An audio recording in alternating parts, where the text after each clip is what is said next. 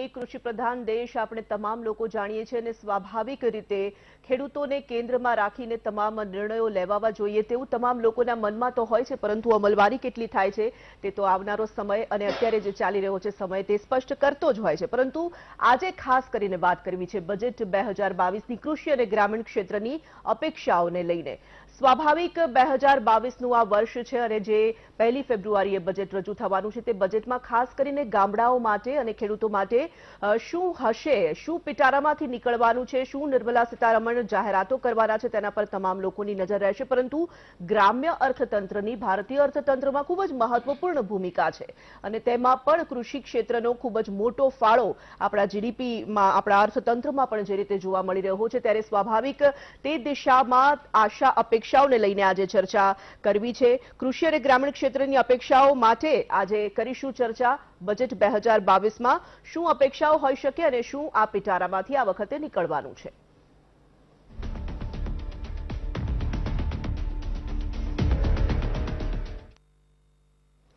આજ વિષય પર વાતચીત કરવા માટે આપણી સાથે ગેસ્ટ પેનલ જોડાઈ ચૂકી છે। ભાજપમાંથી નેતા ઉર્વિશ કંથારિયા જોડાયા છે, ચર્ચામાં સહભાગી થશે। કોંગ્રેસમાંથી નેતા મનહરભાઈ પટેલ આપણી સાથે છે। ગુજરાત કોલ્ડ સ્ટોરેજ એસોસિએશનના પ્રમુખ આશિષ ગુરુ આપણી સાથે છે અને સીએ અજીતભાઈ શાહ પણ જોડાયા છે। આપ તમામનું ખૂબ ખૂબ સ્વાગત। સૌથી પહેલો સવાલ મનહરભાઈ હું આપની પાસેથી જ 2022-23ના બજેટને લઈને પૂછવા માંગીશ। સ્વાભાવિક આપણે ગામડાઓની વાત કરીએ છીએ, આપણે ખેડૂતોની વાત કરીએ છીએ, તેમાં પણ જ્યારે 2022માં આજે 1 ફેબ્રુઆરીએ હવે બજેટ રજૂ થવાનું છે, ચૂંટણીલક્ષી બજેટ દરેક સરકારોએ કરતી હોય છે કે જ્યારે ચૂંટણી આવતી હોય ત્યારે ચૂંટણીને કેન્દ્રમાં રાખીને તે બજેટ તૈયાર કરવામાં આવે। સ્વાભાવિક હવે નજીકના દિવસોમાં ચૂંટણીઓ છે, આ વર્ષે જે ચૂંટણીઓ છે તેને ધ્યાનમાં રાખીને બજેટ તૈયાર કરવામાં આવશે।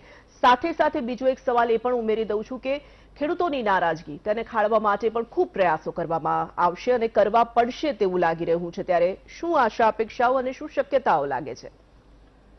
ખૂબ સરસ વસ્તુ સાથે આપણે સૌ ભેગા થયા છે અને કંઈક નિષ્કર્ષ અને ચર્ચાના અંતે આપણે આમાંથી કંઈ ને કંઈ એક સારા વિચારો ગુજરાતની જનતાને કે સામાન્ય રીતે જે બજેટ બનાવે છે, જે તૈયાર કરે છે, એની સામે આપણા વિચારો આપણા સુધી ત્યાં સુધી પહોંચે એવી આપણે અપેક્ષા રાખીએ।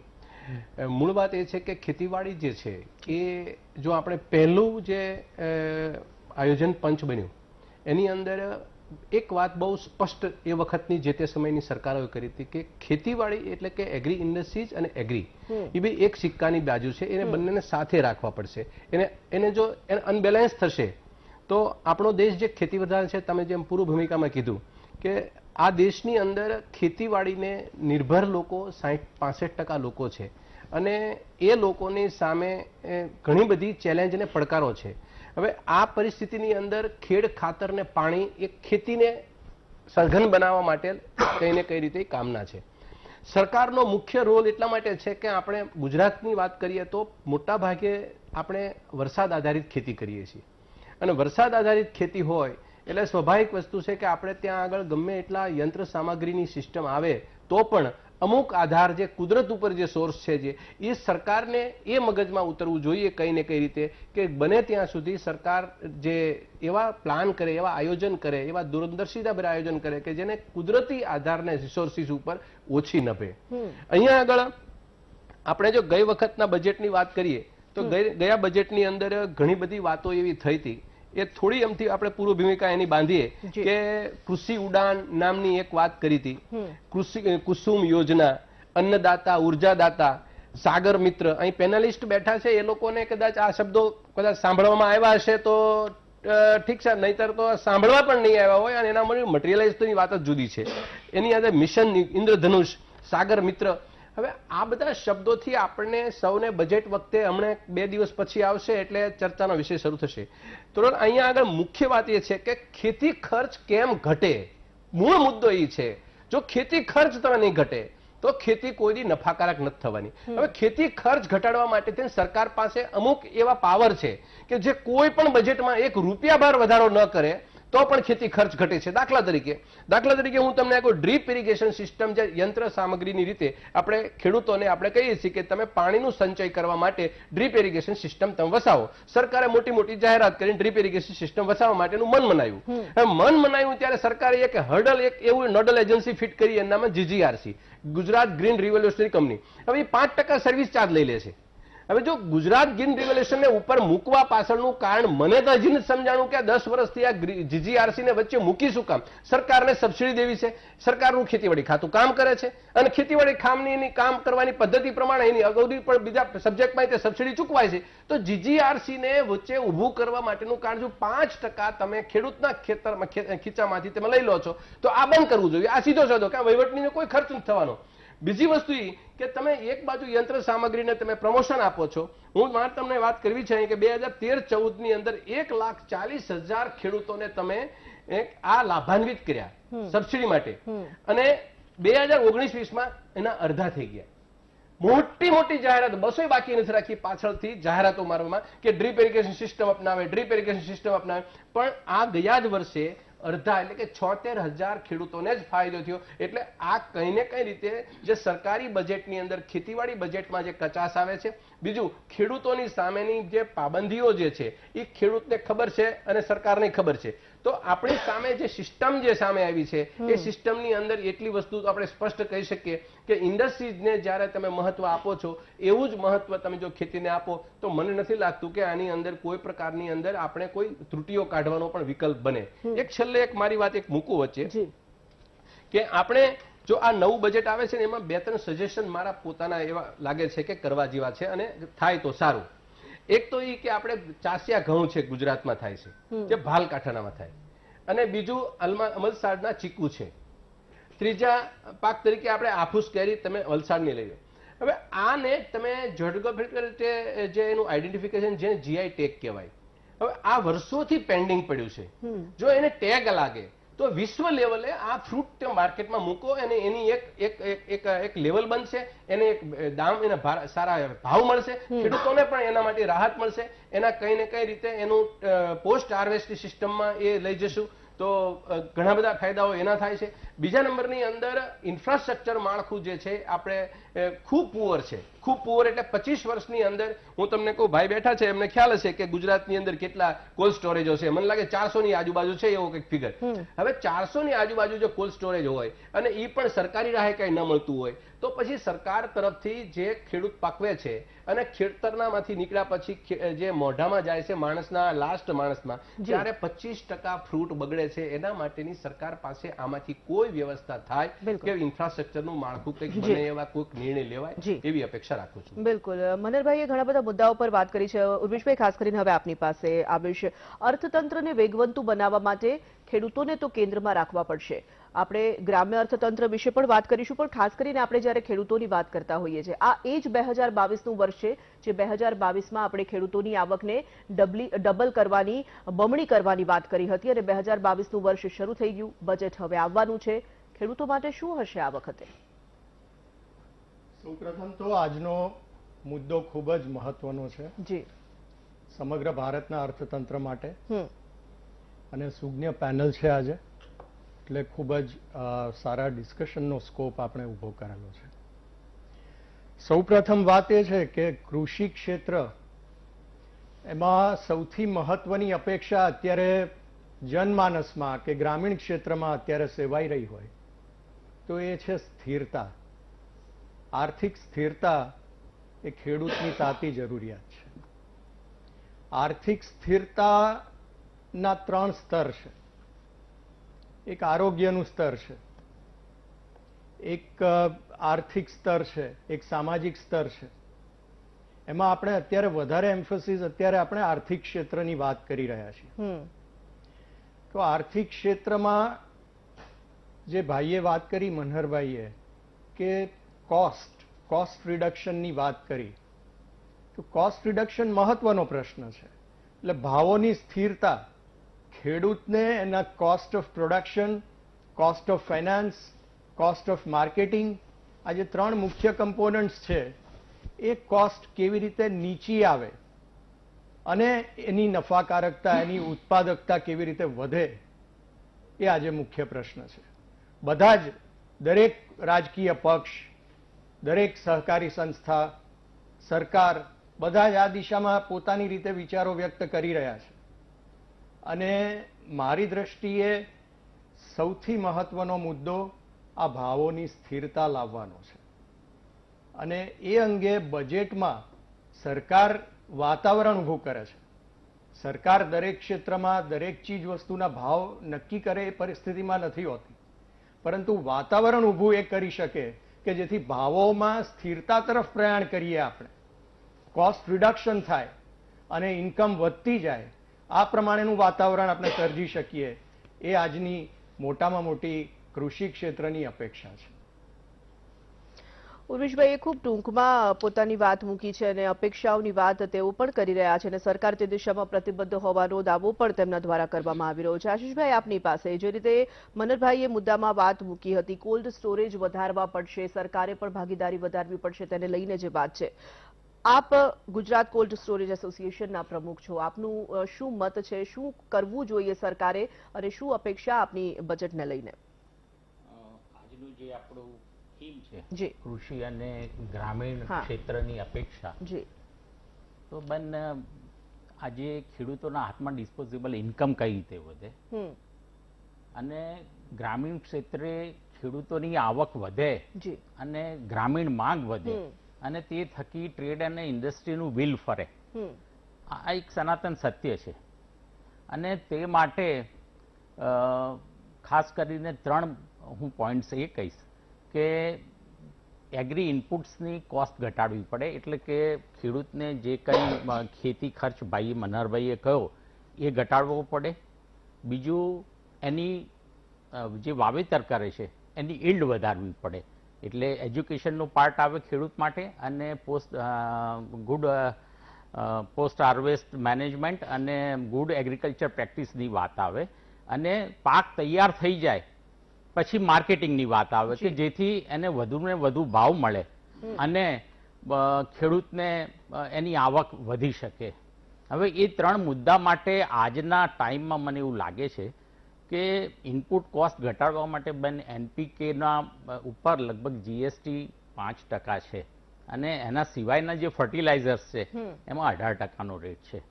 એટલે પહેલું તો ઇનપુટ કોસ્ટ ઘટાડવા માટે આ ફર્ટિલાઇઝરની જે જીએસટી છે એ 18%નું ઘટાડી અને 5% અથવા એને 5% કરવું જોઈએ. બીજું, એજ્યુકેશનનું જે પાર્ટ છે એના માટે એગ્રીકલ્ચર યુનિવર્સિટીઝને વધુ સપોર્ટ કરવો જોઈએ અને આજનું જે આપણે ટાઈમ જોઈએ છે ક્લાઇમેટ ચેન્જનો ટાઈમ, કે આપણે સતત છેલ્લા 2 વર્ષથી માવઠા થતા રહે છે અને ખેડૂત જે વાવેતર કરે છે એમાં પાણી ભરાઈ જાય, એનો પાકનો બગાડ થઈ જાય અને અલ્ટિમેટલી એને નુકસાન આવે અને સરકારે પાછું એને રીઇમ્બર્સ કરવું પડે. તો rain prone varieties agriculture universities શા માટે એને ભલામણ ન કરે અને એના વિસ્તારમાં જ્યાં ત્યાં જે કંઈ ક્રોપ્સ આવતા હોય, અત્યારે આપણે એરોસ્પેસ અને એ બધામાં ઘણા આગળ છીએ, તો રિમોટ સેન્સિંગ દ્વારા આ ક્રોપનો સર્વે થાય અને એમાં જે કંઈ ભલામણ કરવી હોય એ એગ્રીકલ્ચર યુનિવર્સિટી વેધર સ્ટેશન અને વેધર એનાલિસિસ કરી અને ખેડૂતોને ડિજિટલ માધ્યમથી કરવી જોઈએ. આમ કરવાથી ખેડૂતોને ઓછા સમયમાં એના જે કંઈ ક્રોપ હોય એને બચાવવાની તકો મળે. ત્રીજું, માર્કેટિંગની વાત છે. માર્કેટિંગ માટે ઇનામ માટે તો સરકારે વ્યવસ્થા કરી છે પણ હજી એ એટલું બધું ફ્રૂટફુલ થયું નથી. આજે ખાસી લગભગ 501 એપીએમસીઝ એમાં જોડવાની વાત છે. આમ છતાં કોઈ કારણસર હજી સુધી એમાં ટ્રેડર્સ છે, ઇન્ડસ્ટ્રી છે, પ્રોસેસર્સ છે, એ લોકો એટલું બધું પાર્ટિસિપેટ નથી કરતા. એની પર વેપાર ચોક્કસ થાય છે. એટલે ઇનામને પણ સ્ટ્રેન્થનિંગ કરવું જોઈએ. અને ટ્રાન્સપોર્ટેશન માટે મને આપને જણાવતા આનંદ થાય છે કે ગુજરાત ચેમ્બરમાંથી અમે કિસાન રેલ માટેની ભલામણ કરેલી ગયા વર્ષે અને કેન્દ્ર સરકારે કિસાન રેલ યોજના ચાલુ પણ કરેલી અને હોર્ટિકલ્ચર પ્રોડ્યુસ જે અત્યારે એગ્રીકલ્ચર પ્રોડ્યુસ કરતાં પણ વધુ ઉત્પાદન થાય છે અને એના ટ્રાન્સપોર્ટેશન માટે આ જે કિસાન રેલ યોજના ચાલે છે એમાં જે આપણે એની હરીફાઈ છે એ ટ્રાન્સપોર્ટ સેક્ટરથી છે અને ટ્રાન્સપોર્ટ સેક્ટર કરતાં એ ઓછા ટાઈમમાં માલ પહોંચાડી શકે છે અને એનો જે કોસ્ટ આવે છે એ લગભગ ટ્રાન્સપોર્ટ જેટલી જ આવે છે. એટલે એક શરૂઆત થઈ છે 1 વર્ષમાં અને નવા માર્કેટ શોધી અને લોકો એમના માલ મોકલી રહ્યા છે. આમ છતાં જે કિસાન રેલ છે એને મોડર્નાઇઝેશનની જરૂર છે, એના ફ્રેટ અને રૂટ છે એને રેશનલાઇઝેશન અને તાર્કિક બનાવવાની જરૂર છે. એટલે એના માટે બેન એગ્રીકલ્ચર મિનિસ્ટ્રી સાથે બેસવું પડે રેલવેએ, અને એની સાથે એના ક્યારે કયા ઉત્પાદન આવે, એમાં પેરિશેબલ કયા હોય, ક્યાં વધુ સારા ભાવ મળે છે ખેડૂતોને, અને ક્યાંથી રેલ ચલાવવી જોઈએ. આ બધા નંબર ઓફ આવા સજેશન્સ આપણે કરી શકીએ એમ છીએ. બિલકુલ. અજીતભાઈ, ખાસ કરીને બજેટની આપણે જ્યારે ચર્ચા કરતા હોઈએ છીએ, બજેટની વાત કરી, ખૂબ સરળ ભાષામાં એ છે કે રૂપિયો ક્યાંથી આવશે અને રૂપિયો ક્યાં જશે તેનું આખું જે માળખું તૈયાર કરવાનું, એટલે બજેટ તૈયાર કરવું એવું છે.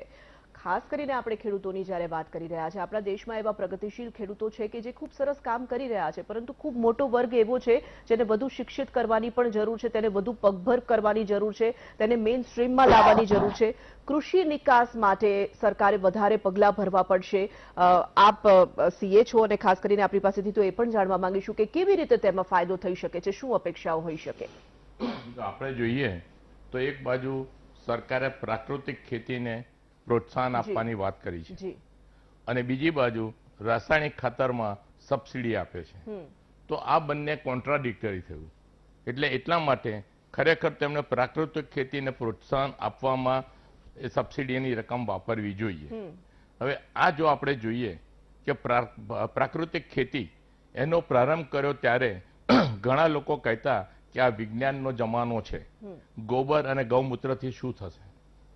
પરિણામ આપણી સામે છે કે પહેલા ઓર્ગેનિક કાર્બન 0.2 હતો, તે હવે 0.9 સુધી પહોંચ્યો છે. પહેલા એકર દીઠ 21 ક્વિન્ટલ અનાજનું ઉત્પાદન થતું હતું, તે હવે 35 ક્વિન્ટલ સુધી પહોંચ્યું છે. એટલે આ રીતે પ્રાકૃતિક ખેતીને ખેડૂતોની આવક 27% વધી અને ખર્ચ 56% ઘટ્યો. આગળના ત્રણેય મિત્રોએ કહ્યું કે ખર્ચ ઘટાડવો જોઈએ, તો આના હિસાબે ખર્ચ 56% જેટલો ઘટ્યો છે. એટલે રાસાયણિક ખાતરોથી જમીન બંજર બની છે અને રોગો વધ્યા છે. આ આપણે જોઈશું કે આજથી 100 વર્ષ પહેલા કેન્સર, ડાયાબિટીસ, બીપી જેવા રોગો નહોતા.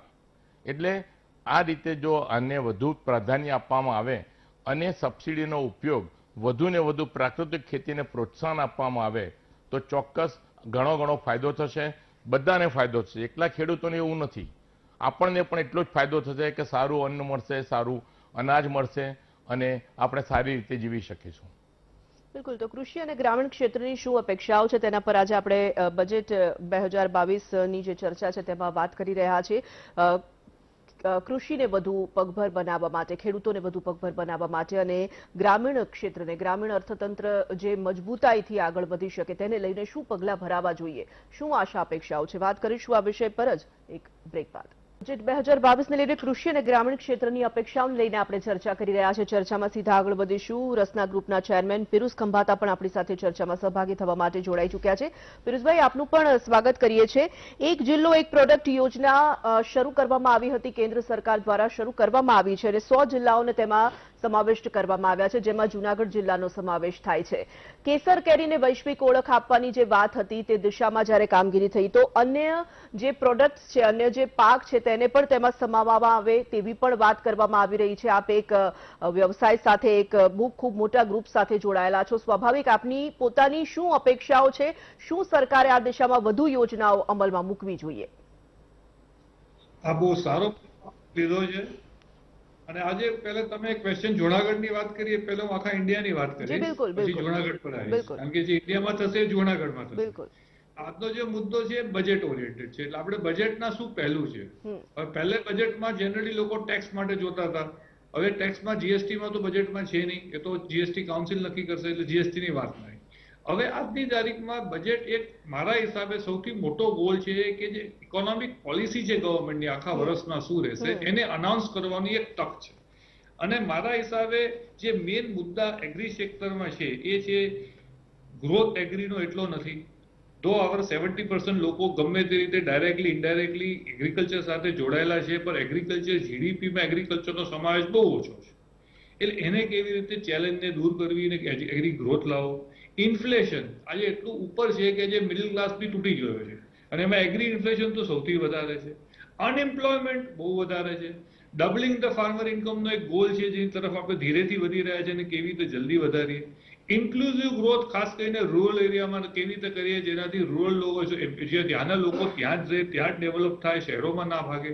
ફોરેન એક્સચેન્જ કેવી રીતે વધારીએ, અને એક બહુ સારો મુદ્દો છે સસ્ટેનેબલ ગ્રોથ છે કે ભાઈ ગ્રોથ એગ્રીકલ્ચરમાં લાવી છે, એવું નહીં કે કેમિકલ ફર્ટિલાઇઝર વાપરીને કેવી રીતે ઓર્ગેનિક વાપરીએ, કેવી રીતે જે ઇમિશન છે, વોટર પોલ્યુશન છે, એર પોલ્યુશન છે, એ બધા રોકીએ. આ બધાનો સરવાળે એક મોટી ઇમ્પોર્ટન્ટ ચીજ જે મારા હિસાબે છે, આ બધું જ કરવું હોય તો કે આપણે ફૂડ પ્રોસેસિંગ, એગ્રી પ્રોસેસિંગ ને રૂરલ એરિયામાં વધારે ડેવલપ કરવું પડશે. આજે જે વેસ્ટેજ થાય છે ક્રોપનો, એને રોકવો પડશે, અને એ ચીજને આપણે એક્સપોર્ટ કરવી પડશે. હવે તમે જુનાગઢ એરિયા પર પાછો આવી જાઓ કે ભાઈ જુનાગઢને એક મોડલ બતાવીએ કે એની કેરી બહુ સારી છે, તો કેવી રીતે ગવર્મેન્ટ ત્યાં એગ્રી ઝોન બનાવે, એગ્રી ક્લસ્ટર બનાવે, અને એ કેરીને વર્લ્ડમાં લઈ જાય. આજે અગર ઇટાલિયન વાઇન આપણે બધા પીએ અને કેલિફોર્નિયન આલમંડ ખાઈ શકીએ, તો આપણી જુનાગઢની કેરી કેમ વર્લ્ડ ના ખાઈ શકે? એની તરફ જે કામ કરવું છે, એટલે એક્સપોર્ટ ઓરિએન્ટેડ કેરી જાય, એનો પલ્પ આવે, એની કેન્ડી બને, એનો જ્યુસ બને, એના ડ્રિંક બને, અને એનું આખું એક્સપોર્ટ થાય, એ બહુ ઇમ્પોર્ટન્ટ છે. એ કરવા માટે ઘણા રિફોર્મની જરૂર છે. પહેલે તો એગ્રી રિફોર્મ, કે એગ્રીકલ્ચરમાં સેક્ટરમાં રિફોર્મ, કે મોટા ફાર્મ બને, મેકેનાઇઝ ફાર્મ બને, એમાં જે ચીજની જરૂર છે ટેકનોલોજીની આવે. ફૂડ પ્રોસેસિંગ આમ નથી કહેતો ફાર્મરને લઈ લે કે આપણે ત્યાં પોતે જમીન લઈ લઈએ કે એવું, પણ કેવી રીતે ઇન ટેન્ડિમ કામ કરી, અને ગવર્મેન્ટની જે યુનિવર્સિટીઓ છે, ટેકનિકલ યુનિવર્સિટી, એ કેવી રીતે કામ કરે, ને આખું આ જે આત્મનિર્ભર ભારતનું મોડલ જે મેન્યુફેક્ચરિંગમાં થવાની જરૂર છે, એગ્રીમાં વધારે થવાની જરૂર છે. હવે એક એડિબલ ઓઇલની વાત કરીએ. આજની તારીખમાં આપણે એડિબલ ઓઇલ માટે ફોરેનથી ડિપેન્ડન્સી, પલ્સીસ માટે ફોરેનથી ડિપેન્ડન્સી. એવું કેમ? આપણે જે આખું મોડલ બનાવ્યું છે એ ફોરેન બેઝ મોડલ બનાવ્યું છે. આપણે ઘણા એવા અગ્રીમેન્ટો કરેલા છે, FTA હોય, PTA હોય, એવા કરેલા છે કે જેમાં આપણે અલ્ટિમેટલી આપણો ફાયદો નથી, બીજી દેશોનો ફાયદો છે. એ મોડલોથી દૂર થવું પડશે, ને આપણે આખું સેલ્ફ રિલાયન્ટ ઇન્ડિયા, નોન કે આપણે ઇમ્પોર્ટ બેઝ પર એક્સપોર્ટ બેઝ ઇકોનોમી તરફ જવાની મારા હિસાબે જરૂર છે. હવે રહી સૌથી મોટો જે મુદ્દો છે આજે દેખાય છે, એ છે ફ્રેટનો મુદ્દો છે. કોઈ બી એગ્રી સેક્ટરમાં તમે વાત કરો તો ફ્રેટ કિલ્સ. આજે કોલ્ડ-ચેનની વાત કરો તો બી ઇટ કિલ્સ. કોલ્ડ-ચેનમાં અહીંથી અહીંયા આજે કોલ્ડ-ચેનમાં માલ લાવો હોય કે તેથી તો કેટલો કોસ્ટલી છે. એટલે ફ્રેટને કેવી રીતે સબસિડાઇઝ કરાય, ડોમેસ્ટિક ફ્રેટને, ઇન્ટરનેશનલ ફ્રેટને, ટ્રેનને યુઝ કરાય, પણ ટ્રેનને ખાલી ફ્રેશ પ્રોડ્યુસ માટે નહીં, પ્રોસેસ પ્રોડક્ટ માટે બી એગ્રી ટ્રેન હોવી જોઈએ કે પ્રોસેસ પ્રોડક્ટ નીકળે, અને એવી રીતે કરવામાં આવવું જોઈએ કે એમાં મેક્સિમમ ફાયદો મળે. જો આ GST નો મુદ્દો છે, પણ જે સૌથી મોટો ફ્રેટનો ખર્ચો છે ફ્યુઅલ છે, અને ફ્યુઅલની ઇનપુટ ક્રેડિટ મળતી નથી. એટલે ફ્યુઅલની ઇનપુટ ક્રેડિટ ના મળવાને કારણે અલ્ટિમેટલી ઘણો લોસ થઈ જાય છે. એટલે એ કેવી રીતે ફ્યુઅલની ક્રેડિટ અગર GST ઇનપુટ ક્રેડિટ તરીકે તમે ના આપી શકો, તમે કોઈ બીજી તરીકે આપી શકો તો માણસને મળે. એક્સપોર્ટ માટે સૌથી ગવર્મેન્ટની સારી સ્કીમ હતી MEIS, એ બંધ થઈ ગઈ છે. એ હતી 5 થી 7%. આજે ઓફસેટ કરવા માટે તમને ગવર્મેન્ટ પાછી રિબેટ આપતી હતી. હવે રોડટેપ આવી છે, રોડટેપમાં 1.5% થઈ ગયો છે. ક્યાં 7%, ક્યાં 1.5%, ઘણા એગ્રી પ્રોડક્ટ પર. કેવી રીતે એને 1.5%માં પાછું 5%, 6%, 7% સુધી લવાય? તો જે બેનિફિટ હતો એ બેનિફિટ જ ચાલી ગયો છે. નવા બેનિફિટની વાત કરું એટલે મારા હિસાબે આ બધી ચીજનું ફોકસ મારા હિસાબે આ બજેટમાં હોવું જોઈએ. બીજું જે બજેટમાં એક ઇમ્પોર્ટન્ટ ચીજ છે, થોડી કોન્ટ્રોવર્સિયલ છે, કે ભાઈ આજે ફાર્મ સેક્ટરમાં ઇન્કમ ટેક્સ નથી. પણ મારું માનવું છે, અને ઘણા નિષ્ણાતનું માનવું છે કે કોઈ કેપ હોવી જોઈએ, કે ઇન્કમ આટલાથી વધારે હોય તો ઇન્કમ ટેક્સ ફાર્મરે આપવો પડશે. ખાલી ઇન્ડિયાની 3% લોકો થોડો ટેક્સ ભરશે અને બાકી 97% ના ભરે, તો ઇનઇક્વાલિટી થઈ જશે. તો આજે તમે એક ઇન્કમ થ્રેશોલ્ડ એનું વધારો, પણ આજે એગ્રીકલ્ચર પર મોટા ફાર્મર માટે, મોટા પ્રોડ્યુસર માટે ટેક્સ લાવવો પડશે, અને તો જ બધા ટેક્સ બ્રેકેટમાં આવશે. આ GST નું કલેક્શન કેમ વધ્યું છે કે બધા GST નેટમાં આવી ગયા છે, જે વેટને એક્સાઇઝમાં નતા આવતા. તો એ રીતે એગ્રીકલ્ચરે બી ઇન્કમ ટેક્સ આપી અને એમનું પોતાનું કોન્ટ્રીબ્યુશન નેશન ડેવલપમેન્ટમાં આપવું પડશે. આજે સેલરીડ એમ્પ્લોય ઘણીવાર 35 ને 40% ટેક્સ ભરાય છે. આજે પ્રોપ્રાઇટરશિપ કંપનીઓ 35% ટેક્સ ભરે છે. તો ઝીરો ટેક્સ એક બાજુ ને એક બાજુ 35 ટેક્સ, એ તો કોઈ ઇક્વિટી ને જસ્ટિસ નથી. એટલે કેવી રીતે એને થોડું રેશનલાઇઝ મારા હિસાબે કરવાની જરૂર છે. અને લાસ્ટ અને સૌથી મોટો મુદ્દો મારા હિસાબે છે કે હર બજેટમાં રિફોર્મ તરફ આગળ વધાય. અને મારું માનવું છે કે ગવર્મેન્ટે રિફોર્મમાં બિલકુલ પાછું ના હટવું જોઈએ. ઇઝ ઓફ ડુઈંગ બિઝનેસ, કે ભાઈ આપણે ઘણી પોલિસી છે પણ એ કેટલે ફાસ્ટર થાય, ડિજિટલ મીડિયમનો યુઝ કરીએ, ઓનલાઈનનો યુઝ કરીએ, ease of doing business, reform, development goals, આ બધાની બજેટમાં મારી બહુ મોટી અપેક્ષા છે કે લાવે. અને આ એર ઇન્ડિયાના જે પ્રાઇવેટાઇઝેશન થયું, ક્યારનું થઈ ગયું હતું 20 વર્ષ પહેલા. કેટલા ગવર્મેન્ટ એન્ટરપ્રાઇઝ છે. Government should not be in business, it is not government business to be in business. એટલે મારા હિસાબે મેક્સિમમ પ્રાઇવેટાઇઝેશન થાય, એનાથી ઓવરઓલ ડેવલપમેન્ટ થશે અને ચીજોની કિંમત ઘટશે. આપણે નાના હતા ત્યારે 2 એરલાઇન હતી, 2 ટેલિફોન કંપની હતી, તો બંનેના રેટ વધારે હતા. વધારે એરલાઇન આવી, વધારે ટેલિફોન કંપની આવી તો કસ્ટમરને ફાયદો થયો. એટલે કેવી રીતે ડેવલપમેન્ટ થાય, વધારે મેન્યુફેક્ચરિંગ થાય, વધારે સર્વિસ આવે, વધારે પ્રાઇવેટાઇઝેશન થાય, એમાં ફાયદો છે. એમાં આપણો બધાનો રેટ ઘટશે. અને હેલ્થ કેર, એડ્યુકેશન, આમાં બી પીપીપી મોડલ પ્રાઇવેટાઇઝેશન જરૂર છે. એનાથી બી હેલ્થ કેર અને એડ્યુકેશનની ક્વોલિટી વધશે અને ઓવરઓલ બધાનો ફાયદો થશે. એમાં રૂરલ એરિયામાં વધારે ફાયદો થશે. અને લાસ્ટ બટ લીસ્ટ મારું પર્સનલ માનવું છે કે મોટા બિઝનેસમેનના બધાના આજકાલ CSR ફંડ છે. કોઈ કમ્પલસરી કરે છે, કોઈ સ્વેચ્છાથી કરે છે, કોઈ 2% કરે છે, કોઈ 10% કરે છે. આ ફંડ મેક્સિમમ રૂરલનો ચર્ચા ચાલે છે, એટલે બજેટની વાત નથી, પણ આ ફંડ કેવી રીતે મેક્સિમમ રૂરલ એરિયામાં યુઝ થાય, ત્યાં સ્કૂલો બને, ત્યાં હોસ્પિટલ બને, ત્યાં જે મેક્સિમમ ડેવલપમેન્ટના પ્રોજેક્ટ મોટા કોર્પોરેટ કરી શકે એ હું વેલકમ કરીશ. બિલકુલ. તો આજ વિષય પર ચર્ચા હજી પણ યથાવત રહેશે. હજી કેટલાક સવાલો છે, કેટલીક આશા અપેક્ષાઓ જે છે તે પણ જાણવી ખૂબ જ અનિવાર્ય બની રહે છે. જોડાયેલા રહો અમારી સાથે. સમય છે વધુ એક બ્રેકનો. 1 ફેબ્રુઆરીએ કેન્દ્રીય બજેટ રજૂ થવાનું છે અને તેમાં કૃષિ અને ગ્રામીણ ક્ષેત્રમાં શું જાહેરાતો થઈ શકે છે, શું જાહેરાતો હોવી જોઈએ, તેના વિષય પર આપણે જ્યારે ચર્ચા કરી રહ્યા છીએ. ફરી એક વખત ચર્ચામાં આગળ વધીશું. મનહરભાઈ, આપણા દેશનો મોટો વર્ગ જેને કહેવાય કે સીધી કે આડકતરી રીતે ખેતી સાથે, ખેતીના વ્યવસાય સાથે જોડાયેલો છે. અને હમણાં જ આપણે વાત કરી રહ્યા હતા, તમે હમણાં એક શબ્દ બોલ્યા કે કુદરત આધારિત આપણી ખેતી પણ છે. સ્વાભાવિક જે રીતે ક્લાઇમેટ ચેન્જ આપણે જોઈ રહ્યા છીએ, જે રીતે વાતાવરણમાં પલટો આવી રહ્યો છે, તેને લઈને સૌથી વધુ કદાચ પ્રભાવિત થઈ રહ્યું છે કૃષિ ક્ષેત્ર. અને તેને લઈને પણ હવે તે દિશામાં પણ જાહેરાતો, તે દિશામાં પણ યોજનાઓ હોવી જોઈએ. શું માનો છો આપ? બિલકુલ. જો ખેતીને સમજવા માટે પહેલા તો સમજદારી અને સંવેદના બંને હોવી જોઈએ. આજે અન્ય બિઝનેસ સાથે સીધી રીતે આ ખેતી વ્યવસાયને તમે જોડી ના દેવાય. પિયુષભાઈ અમને જે વાત કરી તે લગભગ મને લાગે છે કે પિયુષભાઈ ગમે ત્યારે ટીવી પર આવે છે અને આપણે હું જ 2 વખતનો સાક્ષી છું. એ એક નજર તો એની પર્સનલ માનવું છે કરીને ખેતીને ઇન્કમ ટેક્સના દાયરામાં લાવવી જોઈએ આ વાત કરે છે. માફ કરે પિયુષભાઈ, એગ્રીકલ્ચર અને ઇન્ડસ્ટ્રીઝને તમે બધા પેરામીટરોમાં સેટ કરવાનો પ્રયત્ન કરો તો ઇન્ડસ્ટ્રીઝની અંદર સરકાર તરફથી જે અમીદ્રષ્ટિ છે એવી ખેતી પ્રત્યે અમીદ્રષ્ટિ નથી. એ તો વાસ્તવિકતા છે. તમે ઇલેક્ટ્રિકનું કનેક્શન માગો ત્યારે તમને ઇલેક્ટ્રિક કનેક્શન મળે છે, ખેડૂતને 1.5 વર્ષે મળતું હતું અને હજી એ રીતે છે. આજે હું તમને કોઈ કલોલ પાસે નર્મદાની કેનાલ 1 વર્ષની અંદર 700 વખત નર્મદાની કેનાલ તૂટી અને ખેડૂતનું ખેતરના ઉભા પાકમાં પાણી જાય, કોણ એને ન્યાય આપશે? મારું કહેવાનું એ છે કે ખેડૂતને જે રીતે અત્યારે ખેતીના પ્રશ્નો છે એમાંથી બહાર કાઢો, એ સુદૃઢ બનાવો, એને સદ્ધર બનાવો અને પછી તમારી સાથે ઊભો રાખો અને પછી તમે ઇન્કમ ટેક્સના દાયરામાં લાવો. આ પ્રશ્ન આપણા માટે કે એક વહીવટકાર તરીકે નથી. એક ખેતીની અંદર 65% લોકોની જીડીપીમાં નથી આપણે જોડી શકતા, બરાબર, પણ સૌથી વધુ રોજગારી પૂરો પાડનારો દેશ તો ખેતી વ્યવસાય તો ખેતી છે. હું અહીંયા 5-7 સજેશન કરવા માંગુ છું. મેં ગઈ વખતે 2 વાત કરી હતી. GGRC ને એક તો રદ કરવી, ટુ ધી પોઈન્ટ, બરાબર. એગ્રી ઇનપુટ્સ ઉપર જંતુનાશક દવા હોય, ખાતર હોય કે પછી બિયારણ હોય, એના ઉપર જે GST લાગ્યો છે, ભાઈએ વાત કરી કે GST છે એ ભલે એના દાયરામાં નથી, પણ ગુજરાત સરકારના હિસ્સામાં જે GST આવે છે એ પણ એમાં રદ કરે. નંબર 2, બીજ ઉત્પાદન કેન્દ્રો 135 ચાલતા હતા 20 વર્ષ પહેલા. જે બીજ ઉત્પાદન સરકાર કરતી હતી, સરકારના ડિપાર્ટમેન્ટ કરતા હતા, એ આજે 135 સ્ટેશનો બંધ થઈ ગયા છે. એને રાજ્ય સરકારે એ શરૂ કરવા જોઈએ અને એને પાસે મિશનરી છે, બધી વ્યવસ્થા હતી. જે સમયે નાના ખેડૂતોને, સીમાંત ખેડૂતોને જેનું બિયારણ મળતું હતું એ આજે બંધ થઈ ગયું છે. એ બનવું જોઈએ. બીજી વસ્તુ એ છે ડીઝલ ઉપર ડ્યુટી. જે ખેતર ઉપર જ્યાં લાઇટ નથી, જ્યાં આગળ બીજી વ્યવસ્થા નથી, ત્યાં ડીઝલ એન્જિન ચાલે છે, 28% GST ડ્યુટી ટેક્સ ચાલે છે. ત્યારે જે વખતે 20 વર્ષ પહેલા 3 રૂપિયા 65 પૈસા 56 પૈસા હતો. એ રીતે કરી દો જેથી કરીને ખેડૂત પોતાનું પાણી પોતાની રીતે ડીઝલ પંપ મૂકીને તે પાણી લાવી અને ખેતી પોતાની બચાવી શકે અને શરૂ કરી શકે. નંબર 3, નર્મદાની કેનાલો એટલી તૂટે છે. નર્મદા અને મારે જે મૂકવાની વાત જ્યારે આવે ખેતી વિશે સાથે હું ગંભીરતાપૂર્વક આ વાત મૂકું છું કે નર્મદાની કેનાલ જે ઉત્તર ગુજરાતના ખેડૂતો, જે કેનાલ આવવાથી જે ફાયદો થયો છે એના કરતા કેનાલના તૂટવાથી ખેડૂતોને નુકસાની વધુ ગઈ છે. આ વાસ્તવિકતા છે.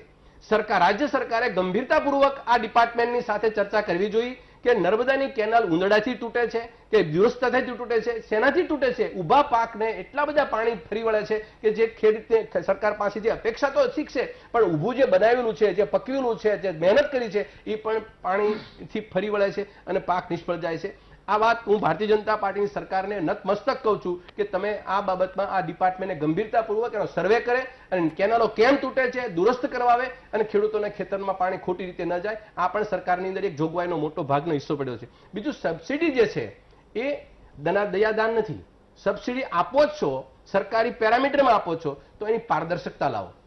આટી ઘૂંટી નહીં, સર્વર બંધ થઈ ગયું છે પેરામેન્ટ, આ બધી ઘટનાઓ જે બનતી આવી છે ખેડૂતો પરેશાન છે. અને આપણને એ પણ ખરે છે કે ઇન્ડસ્ટ્રીયાલિસ્ટ સાથે વાત કરીએ કે એની સાથે વ્યવહાર કરવાનો હોય તો ઓનલાઈનનો ડિજિટલ યુગનો બધો તમે વપરાશ કરી દો, પણ જ્યારે ખેડૂત સાથે જ્યારે વાત કરવાની આવે સરકારે તો એ સંવેદના સાથે, સમજદારી સાથે અને એના પરિયુમાં સામેવાળા માણસ, ગામડાનો માણસ એ સમજી શકે એ ભાષામાં એ રીતના વ્યવહારને વહીવટ આપવા જોઈએ. એ પણ મારી એક નમ્ર સૂચન છે આ રીતે. બીજી વસ્તુ એપીએમસી ની અંદર ગઈ વખતે કેન્દ્ર સરકારની અંદરથી જે મંત્રાલય બદલ્યા અને એક્સટેન્શન કર્યું ત્યારે માનનીય વડાપ્રધાન છે 1 લાખ કરોડ રૂપિયા જાહેર કર્યા હતા. કાગળ ઉપર થઈ ગયા. મને કોઈ ખુલાસો હજી સુધી કોઈ નથી કર્યો કે 1 લાખ રૂપિયા વપરાણા જાહેરાત કર્યા હતા કે વપરાણા ક્યાં ગયા એ ખબર નથી. ગુજરાતની અંદર 200 થી વધુ એપીએમસી યાર્ડ છે. સુદૃઢ બનાવવાની વાત છે. એપીએમસીને મારી ન નાખો. સહકારી ક્ષેત્રે આ ગુજરાતને જીવતું અને ગ્રીન રિવોલ્યુશન અને શ્વેત ક્રાંતિ આપનારી આ બધી સંસ્થાઓ છે. આ સંસ્થાઓને બચાવી એ આપણા સૌની ફરજમાં આવે છે. ખેડૂત પણ એટલો હિસ્સેદાર છે, સામાજિક સંસ્થાઓ પણ, રાજકીય પક્ષો પણ એટલા જવાબદાર છે અને એક સરકારમાં બેઠેલા લોકો, વહીવટકારો પણ જવાબદાર છે. મારું કહેવાનું એમ છે કે અત્યારે 224 એપીએમસીમાંથી 115 ને તાળા લાગે એવી પરિસ્થિતિ છે અને ઓલરેડી 25 ને તાળા લાગી ગયા છે. જો ખેડૂતનો પાક, પકવેલો પાક, એનું દામ લેવા માટે જે જાય છે એ જગ્યાનું સ્ટેશન છે એ એપીએમસી યાર્ડ છે. ત્યાં આગળ પરિસ્થિતિ નાજુક છે. વાસ્તવિકતા આપણે સ્વીકારીએ. બજેટ તો હવે આપણે વાત કરીએ એમ કે બજેટ તો હવે 2 દિવસમાં આવી જશે, પણ રાજ્ય સરકારના પરિયુમાં આવતી બાબત છે. અને બીજું, કૃષિ એ 3 બાબતમાં વહેંચાયેલી છે: કૃષિ શિક્ષણ, કૃષિ એક્સટેન્શન અને કૃષિ રિસર્ચ. આ 3 ફિલ્ડ ઉપર જે રીતે કામ કરવાનો સરકારનો જે બેલેન્સિંગ નજરિયો હોવો જોઈએ એ નથી. કારણ કે 40 થી 50% ભરતી ખાલી જગ્યાઓ પડી છે ત્યાં. ટોપ લેવલથી માંડી અને નાના કર્મચારી સુધી 40 થી 50% સ્ટાફના ઘટની અંદર આપણું કૃષિ મંત્રાલય ચાલે છે. હવે આવા પરિસ્થિતિની અંદર જ્યાં તમારી પાસે પૂરતો સ્ટાફ નથી, પૂરતી ત્યાં મિશનરી નથી, ત્યાં ટેબલ ઉપર કોઈ બેઠું નથી અને એ લોકોને, મને યાદ છે હું જયારે 20 વર્ષ પહેલા, 35 વર્ષ પહેલા નોકરી કરતો હતો ત્યારે અમને રિસર્ચ માટે કોઈને ચૂંટણી કામમાં કોઈ સોંપતા નહીં. ઈસરોમાં તમે કોઈને ચૂંટણી કામ ન હોપે એમ અમે એગ્રીકલ્ચર રિસર્ચમાં બેઠેલા લોકોને ચૂંટણી કામ નહોતું સોંપાતું. આજે આ બધાને હોપી દેશે. રિસર્ચના લોકો સાથે સંભળાય છે. જ્યાં આગળ લોકોએ જે ફિલ્ડ ઉપર કામ કરવાનું છે, એટલા પગમાં પાણીના અંદર કામ કરતા હોય છે એવા લોકોની સાથે તમે મહિનો સુધી 2 મહિના ચૂંટણીના કામમાં જોતરી દો તો રિસર્ચ અટકી પડે છે. આપણે અટકાવવા માંગુ છે કે એક મહત્વના સમાચાર સામે આવી રહ્યા છે કે પત્રકાર પુનઃ સ્વાગત. કૃષિ અને ગ્રામીણ ક્ષેત્રને લઈને બજેટમાં શું સંભાવનાઓ છે તેને લઈને વાત કરી રહ્યા છે. ત્યારે ઉરુષભાઈ આપની પાસે આવીશ. ખાસ કરીને ગામડાઓની આપણે જ્યારે વાત કરીએ છીએ તો ગામડાઓને તૂટતા બચાવવા માટે પણ વધારે પ્રયાસો કરવા પડશે. ત્યાં જ રોજગારીનું નવું સર્જન કરવું પડશે જેથી કરીને ગામડાઓ ન તૂટે અને કદાચ તેનાથી પણ વધુ ફાયદો થઈ શકે છે. શું માનવું છે આપનું? ગ્રામ્ય અને કૃષિ તંત્ર એકબીજાના પર્યાય છે. બિલકુલ, એ વાત તો નક્કી છે અને એ જ મુદ્દે આપણે ચર્ચા કરી રહ્યા છીએ. ખૂબ જ સકારાત્મક દિશામાં આપણને સૂચનો મળી રહ્યા છે. પિયુષભાઈએ પણ કેટલીક મુદ્દાની વાતો કરી છે. હવે આપણે સ્પેક્યુલેટિવ તો ઘણી વાત કરી શકીએ, પરંતુ આ દિશામાં સરકાર દ્વારા શું થઈ રહ્યું છે એ પણ થોડીક આપણે જાણવાની જરૂર છે અને આગામી સમયમાં કેવું વલણ રહેશે સરકારનું એનું એક સામાન્ય ખ્યાલ આપણે જોવાની જરૂર છે મારી દ્રષ્ટિએ. તો સૌથી પ્રથમ તો આપણું ઓબ્ઝર્વેશન એ છે કે કૃષિ ક્ષેત્રે આંતરરાષ્ટ્રીય પરિસ્થિતિ જે છે એમાં સહકારી ક્ષેત્રએ ખૂબ જ મોટું પ્રદાન કરેલું છે. આંતરરાષ્ટ્રીય ક્ષેત્રે દુનિયાની 300 સહકારી સંસ્થાઓ જે છે, ટોપ 300 કંપનીઝ, કોઓપરેટિવ કંપનીઝ, એમાં ભારતમાંથી આપણે માત્ર ઇફકો કે અમૂલ સિવાય આપણે આગળ નથી વધી શક્યા. 131 કરોડ જનસંખ્યા, 60% લોકો કૃષિમાં અને આપણો મુખ્ય વ્યવસાય, તેમ છતાં આપણે કૃષિ સહકારી ક્ષેત્રે વર્લ્ડના 300માં લગભગ 1 કે 2 થી વધારે નથી આગળ વધી શક્યા. એ આપણે એક પરિસ્થિતિનું આકલન કરવાની ખૂબ જરૂર છે. તો આ મુદ્દાના આધારે સૌથી વધારે મહત્વની વાત છે સહકાર. એક જ શબ્દમાં આપણે દિશા નક્કી કરવાની હોય ગ્રામ્ય અર્થતંત્રની અને કૃષિ અર્થતંત્રની, તો એ શબ્દ મારી દ્રષ્ટિએ છે સહકાર. આપણી સમક્ષ મોડેલ છે, આપણી સમક્ષ અમૂલનું મોડેલ છે, આપણી સમક્ષ ઇફકોનું મોડેલ છે. આપણે શ્વેત ક્રાંતિ કરી શક્યા છીએ. આપણે મિલ્ક અને મિલ્ક પ્રોડક્ટ્સમાં આપણે વિશ્વભરમાં આપણે નામ કેળવી શક્યા છીએ. હમણાં ભાઈએ કહ્યું કે કોઈએ જુનાગઢની વાત કરી, કોઈએ બીજી કોઈ ઇનોવેટિવ એગ્રો પ્રોસેસિંગ પ્રક્રિયાની વાત કરી. તો અનેક જાતની વનસ્પતિજન્ય, કૃષિજન્ય પેદાશો આપણે ત્યાં થઈ શકે છે કે જે સહકારી માળખાના દાયરામાં આપણે લાવી એને ઓર્ગેનાઇઝડ ઇકોસિસ્ટમમાં આપણે ગોઠવી અને દરેક સ્તરે, એટલે કે એના ત્રણ કમ્પોનન્ટ્સ, ફાઇનાન્સ, પ્રોડક્શન અને માર્કેટિંગ, એમાં આપણે એક પ્રકારનું પ્રોફેશનલિઝમ લાવીએ કે જે આંતરરાષ્ટ્રીય બેન્ચમાર્કને મળતું હોય. ફાઇનાન્સ ક્ષેત્ર, તો કૃષિ ક્ષેત્રમાં માર્જિનલ ખેડૂતને ઘણી બધી જરૂરિયાતો એવી હોય છે કે જેમાં એને કેપિટલની જરૂર પડે છે અને કેપિટલના અભાવે એ એનો પોતાનો વિકાસ નથી કરી શકતો. તો આ જે નાણાકીય માળખું છે એ પણ એક કોઓપરેટિવ સ્તરમાં આવે, એના દાયરામાં આવે. પ્રોડક્શન માળખું, તો આપણે ક્રોપ ચેન્જ કરવાની વાત કરી. ક્રોપ ચેન્જ કરવાથી પ્રોડક્ટિવિટી વધવાની છે, પ્રોફિટેબિલિટી વધવાની છે, બધી વાત ખબર છે. પણ ક્રોપ ચેન્જ કરવામાં જે ફિનાન્શિયલ રિસ્ક રહ્યું છે એનું જે સાયન્ટિફિક નોલેજ છે કે કયા ક્રોપથી કેટલું મળશે, એનું શું માર્કેટ છે, એની રિસર્ચ શું કહે છે, આ બધી સાયન્ટિફિક અવેરનેસ આપણે સહકારી ધોરણે જ્યાં સુધી નહીં આપી શકીએ ત્યાં સુધી આઇસોલેટેડ મેકેનિઝમમાં આપણે રહેવાના છે. અને ત્રીજી સૌથી મહત્વની વસ્તુ કે કૃષિ ક્ષેત્ર ને માર્કેટિંગ સાથે આપણે કનેક્ટ નથી કરી શક્યા. આપણો જે ખેડૂત છે એ માત્ર પ્રોડક્શન અને ફાઇનાન્સના વમળોમાંથી બહાર નથી આવી શક્યો. એટલે એક જણે ટામેટાની ખેતી ચાલુ કરી તો આખા પટ્ટામાં ટામેટા થાય છે. એક જણે સફેદ મૂસળી ચાલુ કરી તો આખા પટ્ટામાં સફેદ મૂસળી થાય છે. અને બાયરને જ્યારે ખબર પડે છે કે આ પટ્ટામાં સફેદ મૂસળી થાય છે અને એ જ્યારે ઉગે છે ત્યારે એના ભાવ બેસી જાય છે. કારણ એક જ છે કે ખેડૂત પોતે માર્કેટિંગ નથી કરી શકતો, એ ઇન્ટરનેશનલ માર્કેટિંગ મેકેનિઝમમાં ગોઠવાઈ નથી શકતો.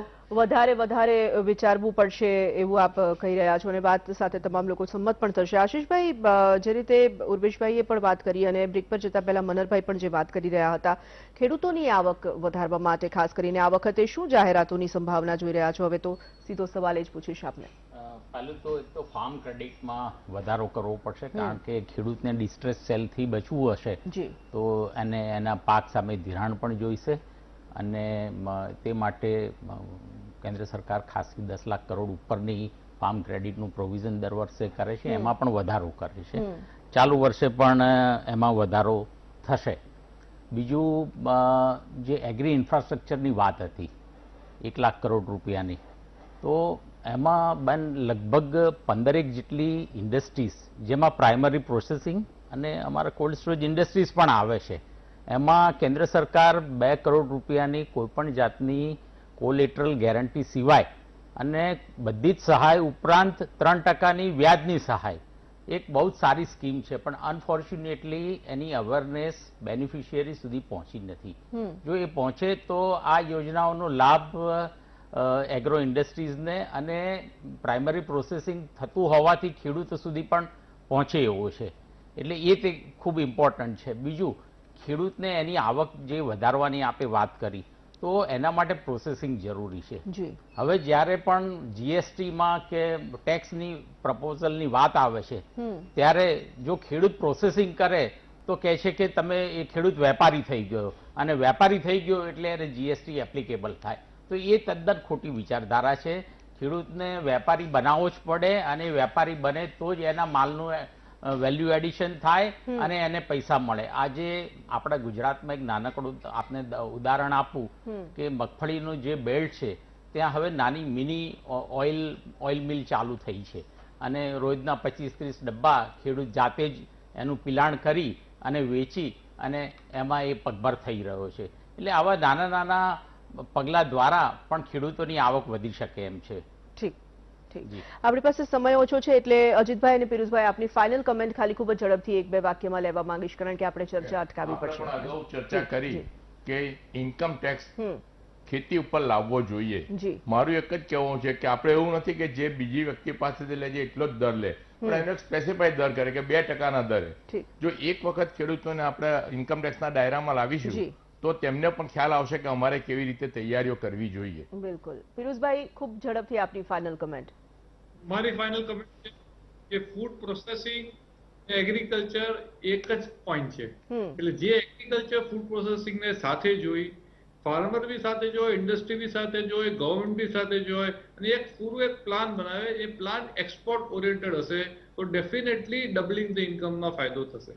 અને જે જીએસટી ના મુદ્દા છે એના માટે મારી રિક્વેસ્ટ છે, ઘણા મુદ્દા છે પણ એનું એક સેપરેટ શો, એનું એક સેપરેટ ડિસ્કશન હોવું જોઈએ, કારણ કે જીએસટી એક આખો હવે સેપરેટ ઇસ્યુ થઈ ગયો છે. પણ મારે એક પર્સનલ માનવું છે કે આ બજેટ બહુ સારું રહેશે અને આ બજેટનો પૂરો ફોકસ આત્મનિર્ભર Bharat, self reliant India, make in India, make for the world એ રહે, એ મારી અપેક્ષા છે. બિલકુલ. આપ તમામનો ખૂબ ખૂબ આભાર અમારી સાથે ચર્ચામાં જોડાવા માટે. તો કૃષિ અને ગ્રામીણ ક્ષેત્રની જે અપેક્ષાઓ છે તે અપેક્ષાઓને બર કરતું આ બજેટ હોય તેવી આપણે તમામ લોકો આશા રાખીએ છીએ, તેવી અપેક્ષા પણ રાખી રહ્યા છે. વર્ષ 2022-23નું જે બજેટ છે, જે 1 ફેબ્રુઆરીએ રજૂ થવાનું છે, તે તમામ લોકોને સંતોષ આપનારું પુરવાર થાય તેવી આશા સાથે આજની ચર્ચાને બસ અહીં આપીએ છીએ વિરામ. રજા લઈશ. નમસ્કાર.